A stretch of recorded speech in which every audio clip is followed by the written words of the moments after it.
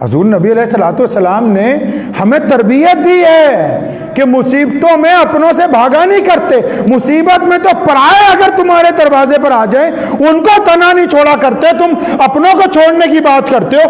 अपना अगर पड़ोसी हिंदू है, सिख है, दलित है, ईसाई है, अगर वो तुम्हारा पड़ोसी और मुसीबत में आ गया, क्यों तुम उससे नजरें चुरा सकते हो? तुम्हारे पर इस्लाम ने पाबंदी आयद की है कि तुम लोगों की नाराजगियों की परवाह ना करो, तुम हुकूमत के बैठे हुए अफसरों की परवाह ना करो, पहले अपनों का साथ दो जिनके साथ जिंदगी गुजारी है तुमने। जब तुम ताकत में आ जाओ, ओहदे पे पहुंच जाओ, तो नए नए यार ना बनाओ।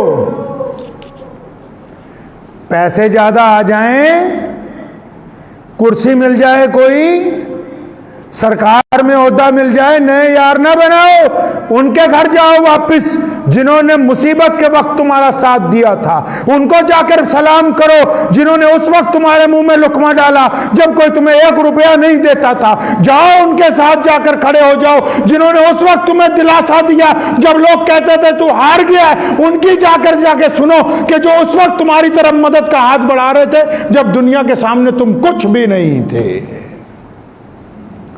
अम्मी आयशा रज़ियल्लाहु ताला ने एक दिन फरमाया था, या रसूलल्लाह, अम्मी खतीजतुल कुबरा के बेटे आते थे ना रसूलुल्लाह को मिलने। अम्मी आयशा ने एक दिन वैसे ही फरमाया, या रसूलल्लाह, आप उस बुढ़िया का नाम आता है तो उठ के खड़े हो जाते हैं। हुज़ूर सल्लल्लाहु अलैहि वसल्लम की आंखों में आंसू आ गए। फरमाया, आयशा, खतीजा वो है जिसने उस वक्त मेरा साथ दिया जब पूरी दुनिया मोहम्मद रसूलुल्लाह के खिलाफ थी। खतीजा वो है जो उसने उस वक्त हजूर अकरम सल्लल्लाहु अलैहि वसल्लम के जख्मों पर मलहम रखी जब पूरा मक्का मोहम्मद रसूलुल्लाह के खिलाफ था, जब अबू बकर मुसलमान नहीं हुए थे, जब उमर और उस्मान नहीं थे, जब अली और खालिद इब्न वलीद जैसे जर्नैल नहीं थे। मोहम्मद रसूलुल्लाह ने तरबियत दी है। अम्मी खतीजतुल कुबरा के पहले शौहर के बच्चे भी अगर आ जाते थे, मोहम्मद रसूलुल्लाह आराम छोड़ के मस्जिद नबवी में तशरीफ ले जाते थे कि खतीजतुल कुबरा की औलाद आई है।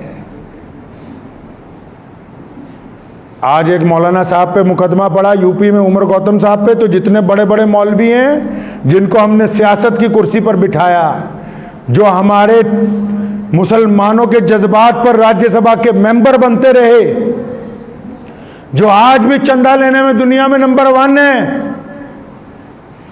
जो आज भी अगर कौम का सौदा करना हो तो 1 नंबर पे हैं, तो उनकी जुबानें चुप हो जाएं तो क्या कहा जाएगा? क्या कौम की क़यादत कर रहे हैं?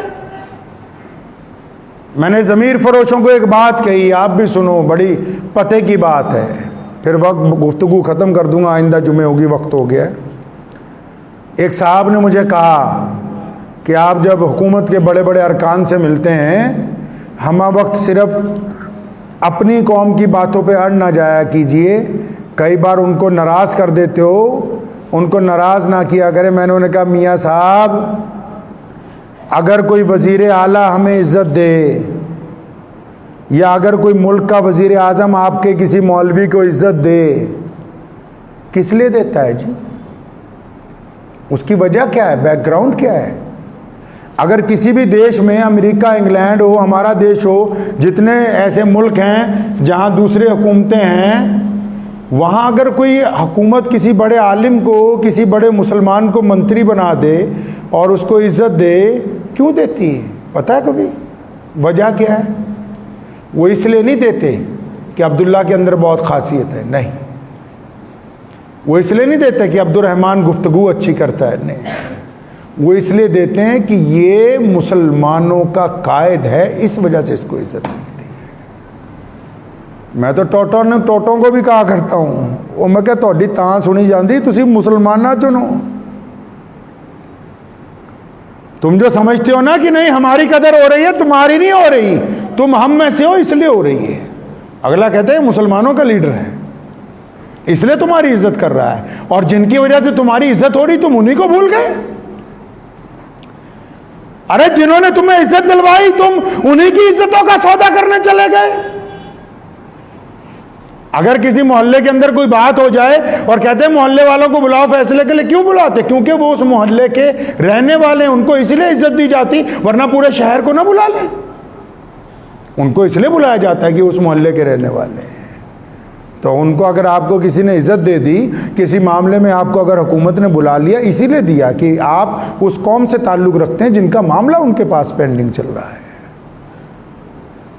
पूरे मुल्क के मदारिस बंद पड़े हैं, दुनियादार तबका जितना है उसने शोर मचाया हुआ है कि मदरसों में ये कर लो, मदरसे बंद करके स्कूल खोल दें। मैं दुनियादारों को अक्सर एक बात कहा करता हूँ, कम से कम रिपोर्ट कार्ड तो तैयार करो। जितने मुसलमानों में डॉक्टर हैं, इंजीनियर हैं, प्रोफेसर हैं, आईएएस है, आईपीएस हैं, इनको मदरसों से नफरत है। मैं इनको पूछता हूं, तुमने जो स्कूल खोले या तुमने जो कॉलेज खोले, तुम्हारे 1000 में से कितने बच्चे अफसर बने?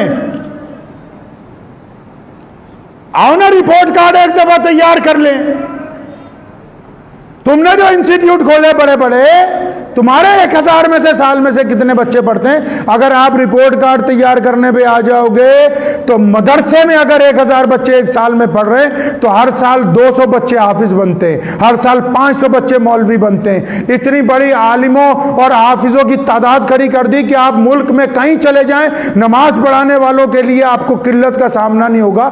तुम मदारिस पर उंगली उठाने से पहले ये तो बताओ, तुमने कितने डॉक्टर तैयार किए, कितने इंजीनियर तैयार किए, कितने आईएएस आईपीएस तुमने क्वालिफाई करवा दिए, कितने तुमने जज बना के पेश कर दिए कौम के? खुद तुम्हारे अंदर कोई क्वालिटी नहीं है, हैसियत नहीं है, इसलिए तुम्हें ले दे के मदरसा मस्जिद मिल गया। और याद रखो, अल्लामा इकबाल रहमतुल्लाह ने कहा था, जब अंदलुस गए स्पेन, 1000 साल मुसलमानों ने वहाँ हुकूमत की, ख़त्म हो गई, सब कुछ उजड़ गया। अल्लामा इकबाल यूरोप में पढ़े थे, मदरसों के मुखालिफ थे। जिस दिन स्पेन से वापस आए इंडिया, आके पहला बयान दिया, फरमाया मस्जिदें और मदरसे और इनमें रहने वाले अगर सूखी रोटी भी खाते हो तो इनको कायम रखो, अगर ये कायम ना रहेंगे तो दीन कायम नहीं रहेगा। आज का मकसद मेरे आप हजरात से गुफ्तगू का ये है कि शरीयत ने ये कहा है कि अगर किसी पे मुसीबत पड़ जाए तो उसका साथ नहीं छोड़ना है।